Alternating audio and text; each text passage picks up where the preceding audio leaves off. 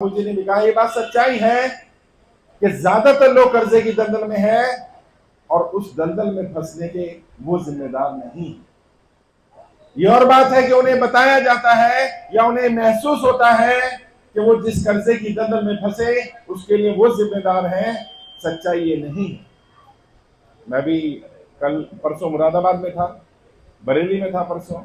कल हम लोग लखनऊ में पहले लोगों से मिले, फिर उसके बाद बाराबंकी में मुलाकात की, फिर अयोध्या में रहे। उससे पहले भी मैं उत्तर प्रदेश आया था।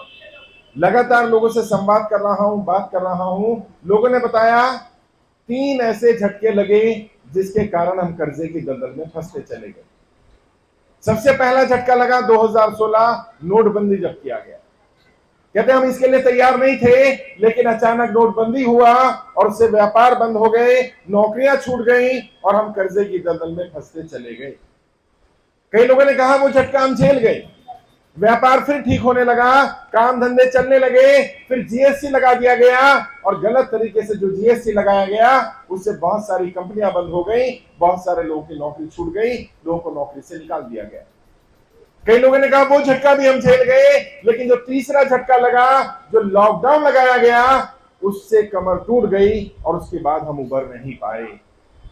ज्यादातर लोगों का मानना यह है कि जो लॉकडाउन लगाया गया उसके कारण व्यापार तबाह हुए हैं, उसके कारण नौकरियां समाप्त हुई।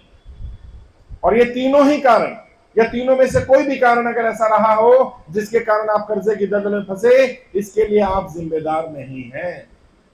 नोटबंदी आपने नहीं की, जीएसटी आपने नहीं लगाया, लॉकडाउन आपने नहीं लगाया, और जब आप जिम्मेदार नहीं हैं तो आपको सजा नहीं मिलनी चाहिए। तो सबसे पहला काम क्या करिए, खुद को दोष देना बंद करिए। आप कर्जे की दलदल में फंसे, इसमें आपकी गलती नहीं है, इसके लिए सरकार की गलत नीतियां जिम्मेदार है और सरकार की गलत नीतियों की सजा अपने आप को नहीं देनी है। मैं नहीं कह रहा, सरकार के ही आंकड़े हैं। पिछले 5 वर्ष में 50,000 ज्यादा लोगों ने कर्जे के कारण आत्महत्या करी है। हम सुनते आए थे किसान आत्महत्या करते हैं, पहली बार ऐसा हो रहा है नौकरी करने वाले लोग आत्महत्या कर रहे हैं, व्यापार करने वाले लोग आत्महत्या कर रहे हैं। क्यों? क्योंकि समस्या बहुत गंभीर है और गंभीर होती जा रही है। पिछले 1 वर्ष में 2022 में ही 20,000 ज्यादा लोगों ने कर्जे के कारण आत्महत्या की और यह आंकड़ा अखबारों में आया, सरकार का आंकड़ा है। मैं मानता हूं इससे भी ज्यादा लोगों ने आत्महत्या की है। अभी सच्चाई लोगों को पता नहीं है और मैं आप सबसे अपील कर रहा हूं, बार बार फेसबुक के माध्यम से, यूट्यूब के माध्यम से, सोशल मीडिया के माध्यम से एक ही अपील की जा रही है, कोई गलत कदम नहीं उठाना है। आप कर्जे की दलदल में फंसे, इसमें आपकी गलती नहीं है। अपने आप को सजा मत दीजिए, अपने आप को दोषी मत ठहराइए। आपने कोई अपराध नहीं कर दिया। लोन ले लेना कोई अपराध नहीं है, कर्जा ले लेना कोई गुनाह नहीं है, उसकी सजा अपने आप को नहीं देनी है। और जो लोग भी कर्जे की दलदल में फंसे, उन्हें मैं बता देना चाहता हूं, आज नहीं तो कल सरकार को जनता का कर्जा माफ करना पड़ेगा। और क्यों करना पड़ेगा? ऐसा क्या मजबूरी होने वाली है? क्योंकि मैं एक पॉलिटिकल ट्रेनर हूं, मैं जानता हूं इन नेताओं की एक ही नब्ज है, एक ही भाषा समझते हैं नेता। कौन सी भाषा? वोट की भाषा। जब उन्हें दिखता है कि उनका वोट कम हो रहा है, जब उन्हें दिखता है कि लोग उनसे छूट कर जा रहे हैं, जब उन्हें दिखता है कि हम हार सकते हैं, अपनी हार को बचाने के लिए वो कुछ भी करने को तैयार हो जाएंगे। तो क्या करना है? हमारी किसी नेता, किसी पार्टी से लड़ाई नहीं है, हम किसी नेता के समर्थक, किसी नेता के विरोधी नहीं है। हमारा तो एक ही नारा है, हमारी तो एक ही मांग है, जो जनता का कर्जा माफ करेगा हम उसका साथ देंगे और जो जनता का कर्जा माफ नहीं करेगा हम उसका साथ नहीं देंगे। और ये संदेश सबको जाना चाहिए, सभी पार्टी के नेताओं को पता होना चाहिए। इस बार जनता आपको तब तक समर्थन नहीं करेगी जब तक आप जनता की कर्जा माफी पर संज्ञान नहीं लेंगे, जब तक कर्जा माफ नहीं कर देते। अभी आपने देखा होगा जंतर मंतर पर हमने एक कार्यक्रम किया, हजारों की संख्या में लोग पहुंचे। मैंने मना किया था कि दिल्ली से बाहर से लोग ना आए, फिर भी हजारों लोग दिल्ली से बाहर से पहुंचे और प्रशासन पर दबाव पड़ा। और उसी दिन हमने तय कर लिया, सरकार को एक डेडलाइन दे दी जाए, कब तक जनता का कर्जा माफ करना है, सरकार निर्णय ले ले, कितना समय दिया जाए। उस दिन हमने तय किया 30 जून 2023, इसी महीने की 30 तारीख तक का समय है सरकार के पास। हमने वित्त मंत्रालय में फाइल भेज दी, हम लोग प्रधानमंत्री कार्यालय में हुआ है, बार बार पत्र लिख रहे हैं, आपका डाटा इकट्ठा करके दे रहे हैं, लेकिन सरकार ने कोई संतोषजनक जवाब नहीं दिया। इसलिए तय कर लिया गया 30 जून 2023, अगर तब तक सरकार जनता की कर्जा माफी पर संज्ञान नहीं लेती तो फिर हम तय करेंगे, जनता तय करेगी कि जनता को सरकार का क्या करना है। सरकार सिर्फ बड़े उद्योगपतियों की सरकार नहीं है, सरकार आपकी हमारी सरकार है। जनता से वोट लेकर के सरकार बनी है, और वोट ले लेने के बाद आप केवल अमीरों के लिए काम करेंगे, आम जनता को भूल जाएंगे। तो ये मत समझिए कि जनता आपका साथ देती रहेगी, जनता भी आपका साथ छोड़ सकती है। और ये डर नेताओं को बना रहना चाहिए कि जो जनता हमें सपोर्ट कर सकती है, जो जनता हमें चुन करके भेज सकती है, वही जनता हमारे खिलाफ भी हो सकती है। और कितना लोन अभी सुनने में आया, गौतम अडानी जी का 12,770 करोड़ रुपए का लोन अंडरराइट कर दिया गया। अंडरराइट का क्या मतलब है? जब उनके पास पैसा होगा वो तब दे देंगे, हमें उन पर भरोसा है।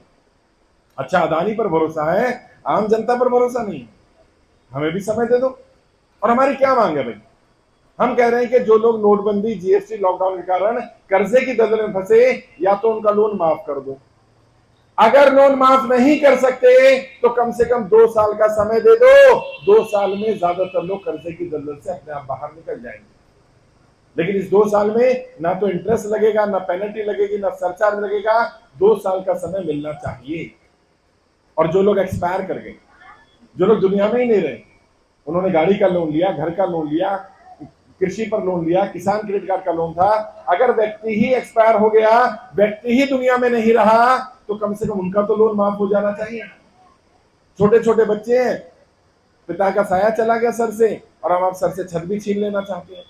छोटे छोटे बच्चों को घर से बाहर निकाला जा रहा है, क्यों? क्योंकि आप किस्त नहीं भर पा रहे, तो आपका घर कब्जा कर लिया जाएगा, आपकी गाड़ी कब्जा कर ली जाएगी। ऐसा नहीं होना चाहिए, ये गलत है, इंसानियत के भी खिलाफ बात है। जो छोटे बच्चे कमा ही नहीं सकते, जिसके पास कमाई का कोई साधन नहीं बचा, कम से कम ऐसे लोगों का लोन सबसे पहले माफ होना चाहिए।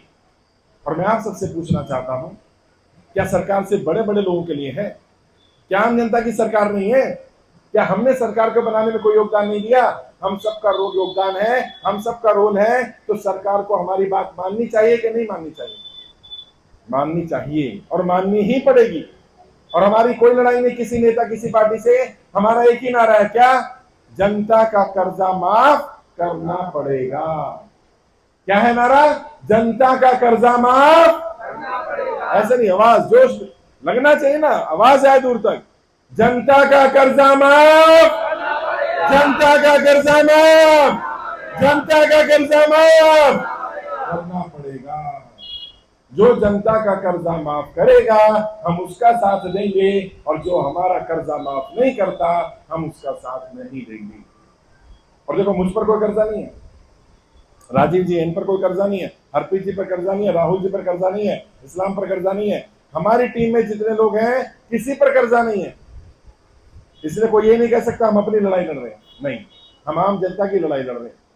और आरबीआई से जब जवाब आया ना, आरबीआई ने भी यही कहा, आपकी अगर कोई व्यक्तिगत समस्या तो बताइए, जनता की समस्या का समाधान हम नहीं कर सकते। अगर आपको कोई परेशान कर रहा है तो बताइए। हमने कहा हमें कोई परेशान करे इतनी हिम्मत नहीं है किसी की, लेकिन जो आम जनता को परेशान किया जा रहा है उसकी जिम्मेदारी कौन लेगा?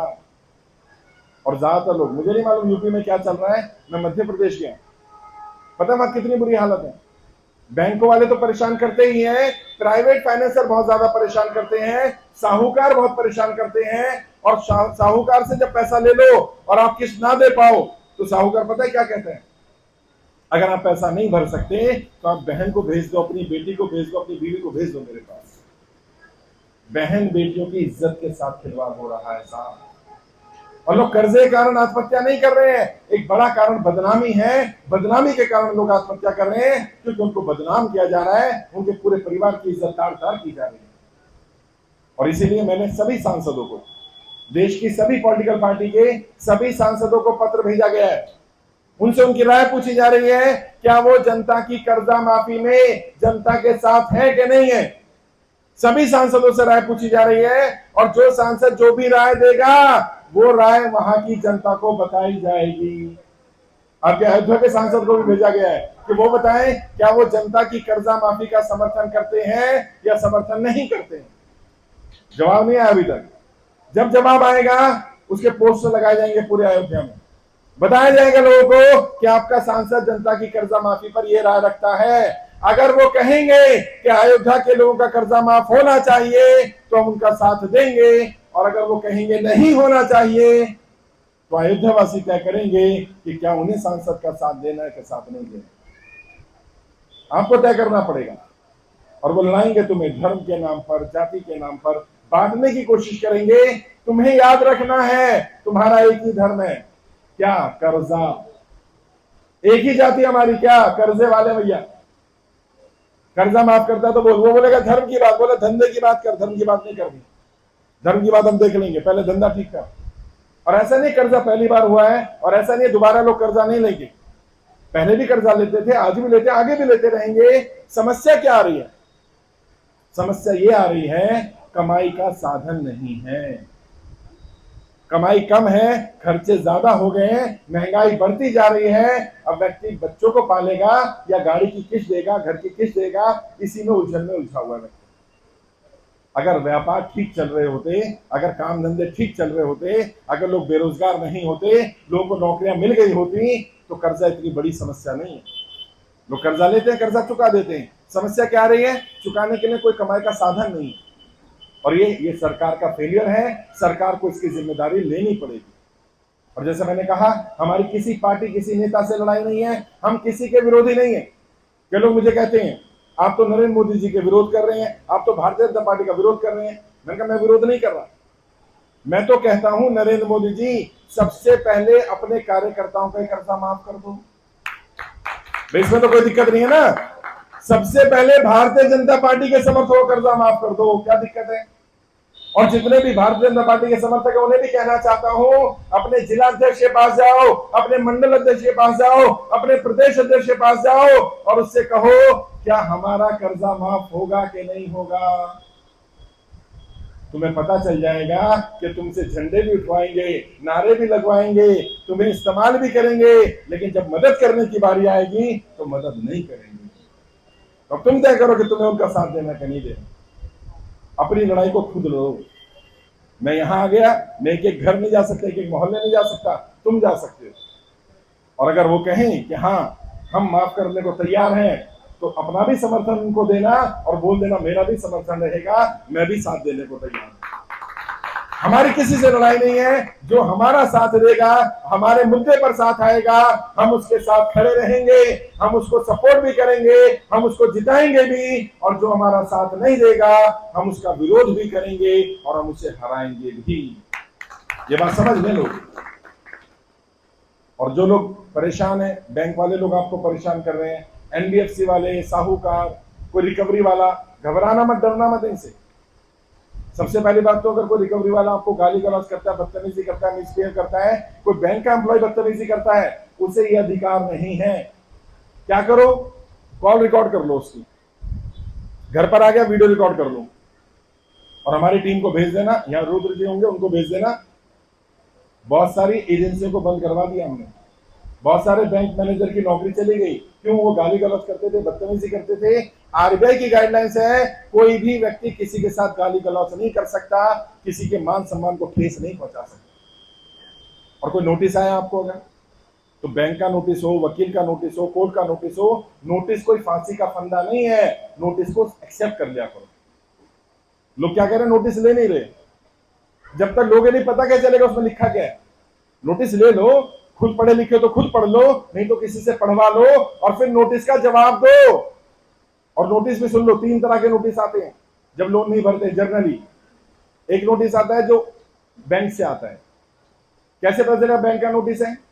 उसमें बैंक का नाम लिखा होगा, Allahabad bank, Canara bank, HDFC bank, जो भी बैंक है आपका, वो बैंक का नोटिस है।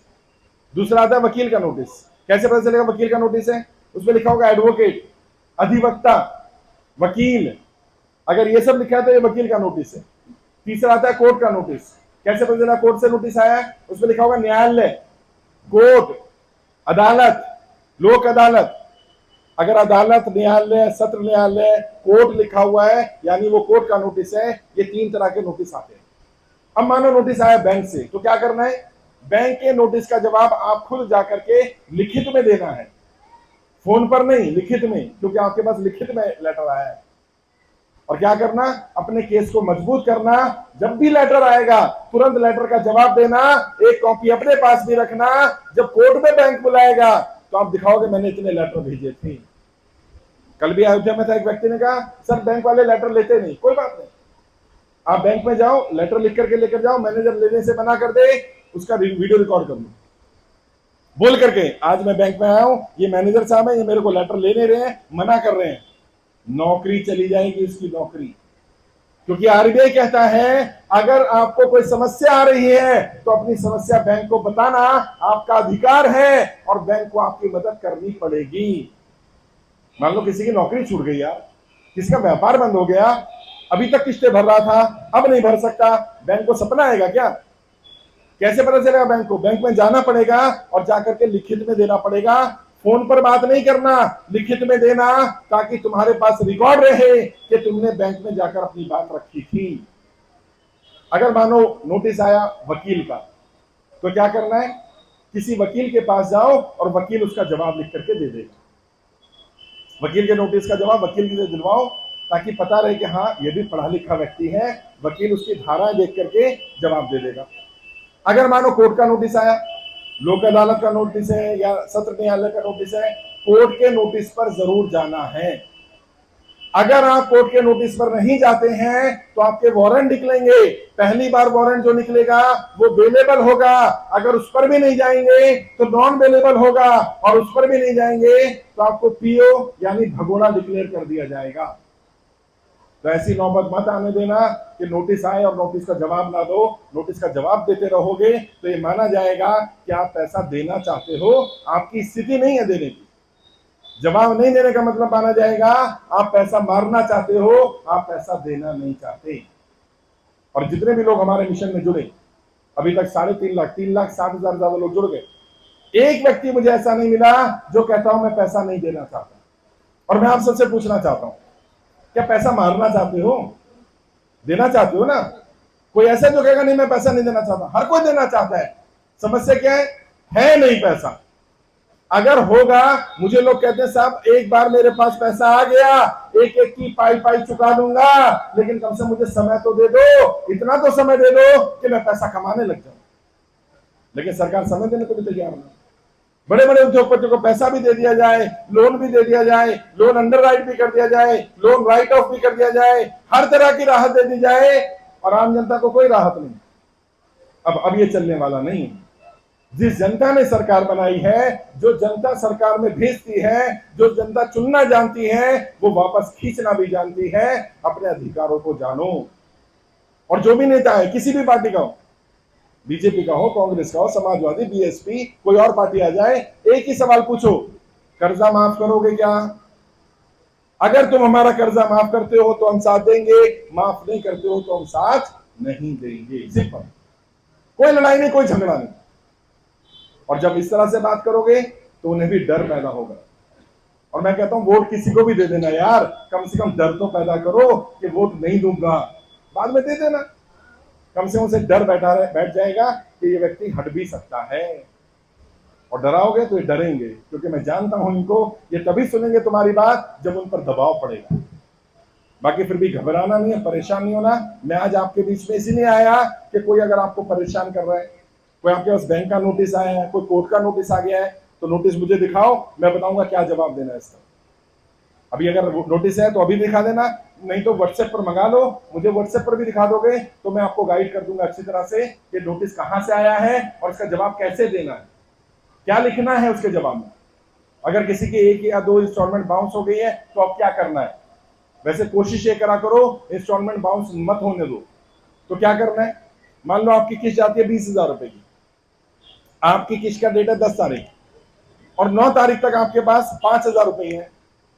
अब क्या करें? अगर ये 5,000 रुपए आप अपने बैंक अकाउंट में डाल देंगे तो वो किस्त बाउंस हो जाएगी, क्योंकि पूरे पैसे होने चाहिए। आप क्या करो, आप वो 5,000 रुपए लोन अकाउंट में डाल दो। दो अकाउंट होते हैं हमारे, एक हमारा बैंक अकाउंट जिस खाते से किस्त कटती है, और एक हमारा लोन अकाउंट होता है। लोन अकाउंट नंबर लेकर के उसमें वो 5,000 रुपए डाल दो। अब क्या होगा, अब 5,000 रुपए आपकी किस्त के कट जाएंगे, बाकी पैसा अगले महीने इंटरेस्ट के साथ दे सकते हैं। खासकर से वो लोग जिनकी प्रॉपर्टी, खेत गिरवी रखा हुआ है, घर गिरवी है, दुकान गिरवी है, वो लोग किस्त बाउंस ना होने दें, क्योंकि अगर 3 महीने तक आपकी किस्त बाउंस हो जाती है तो सरफेसी एक्ट लागू हो जाता है, और उसमें बैंक को आपकी प्रॉपर्टी पर कब्जा करने का, प्रॉपर्टी की नीलामी करने का भी अधिकार है। ऐसी नौबत मत आने देना, वरना बैंक के पास बहुत पावर है, दिक्कत हो सकती है। फिर भी घबराना नहीं है, डरना नहीं है, परेशान नहीं होना। कोई भी किसी तरह की भी समस्या है, अभी 1 to 1 मिलूंगा सबसे, 1 to 1 बातचीत करेंगे। जिन लोगों ने फॉर्म भर दिया है उनसे पहले मुलाकात की जाएगी, जिन्होंने फॉर्म नहीं भरा है आज ही उनके फॉर्म भरवाए जाएंगे, ताकि आपकी जानकारी भी वित्त मंत्रालय को दी जा सके। और बस अपने नारे पर अड़े रहना। हमारा एक ही नारा है, हमारी एक ही जाति है, कर्जे वाले हैं, हमारा एक ही धर्म है, कर्जे वाले हैं, और हमारा एक ही नारा है, जनता का कर्जा माफ। ऐसे जोश एनर्जी, जनता का कर्जा माफ, जनता का कर्जा माफ, जनता का कर्जा माफ करना पड़ेगा। हमारी और कोई मांग नहीं है, हमारी और कोई लड़ाई नहीं है, जनता का कर्जा माफ करना ही पड़ेगा। अब सरकारों के पास और कोई विकल्प नहीं। बाकी आप सब ने कार्यक्रम किया, उत्तर प्रदेश टीम के प्रभारी, उनकी पूरी टीम, रुद्र भाई, बाकी सभी लोग, आप सभी का बहुत बहुत आभार। जल्दी दोबारा आऊंगा, और इतनी पवित्र भूमि पर मुझे बुलाया, मैंने दर्शन भी किया, गर्भगृह भी गया, तो ये आशीर्वाद है कि हम ये सब काम कर पा रहे हैं। नियति हमारा साथ दे रही है, कुदरत हमारा साथ दे रही है, और मुझे पूरा विश्वास है जल्दी ही कोई अच्छी खबर आएगी, सरकार इस पर कोई निर्णय लेगी, जनता की कर्जा माफी पर कोई अच्छी खबर जल्दी ही आएगी। इस विश्वास के साथ अपनी बात को समाप्त करता हूं। बहुत बहुत शुक्रिया। जय हिंद, जय